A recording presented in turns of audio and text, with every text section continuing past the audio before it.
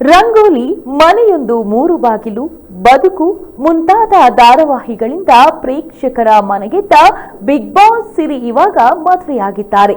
ಸಿರಿ ಅವರು ಇನ್ನೂ ಯಾಕೆ ಮದುವೆಯಾಗಿಲ್ಲ ಎಂಬ ಪ್ರಶ್ನೆ ಅವರ ಫ್ಯಾನ್ಸ್ ಅಲ್ಲಿ ಪದೇ ಪದೇ ಕಾಡ್ತಿತ್ತು.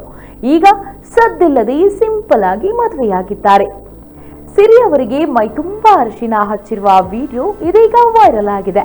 ಇದು ಸಿನಿಮಾ ಅಥವಾ ಧಾರಾವಾಹಿ ಶೂಟಿಂಗ್ ಇರಬಹುದೆಂದು ಎಲ್ಲರೂ ಭಾವಿಸಿದ್ರು. ಆದರೆ ಸಿರಿ ಅವರು ರಿಯಲ್ ಲೈಫ್ ನಲ್ಲಿ ವೈವಾಹಿಕ ಜೀವನಕ್ಕೆ ಕಾಲಿಟ್ಟಿದ್ದಾರೆ. ಆದರೆ ಹುಡುಗ ಯಾರೆಂಬುದು ಇನ್ನೂ ರಿವೀಲ್ ಆಗಿಲ್ಲ.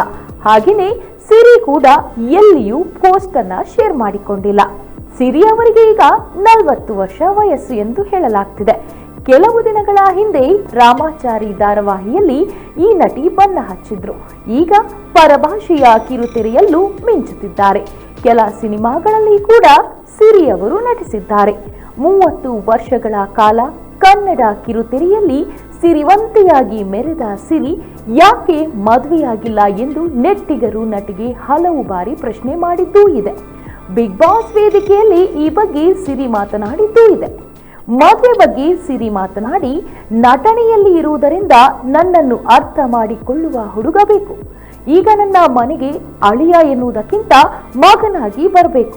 ತಂದೆ ಹೋದ ಮೇಲೆ ನಾವು ಹೆಣ್ಣು ಮಕ್ಕಳೇ ಇರುವುದು. ಮದುವೆ ನನಗೆ ನಿಜವಾಗ್ಲೂ ಬೇಕಾ ಎಂದು ಕೆಲವೊಮ್ಮೆ ಅನಿಸಿದಾಗ ನನಗೇನು ಮದುವೆ ಅವಶ್ಯಕತೆ ಇದೆ ಎಂದು ಅನಿಸಿಲ್ಲ ಎಂದು ಹೇಳಿದ್ದಾರೆ.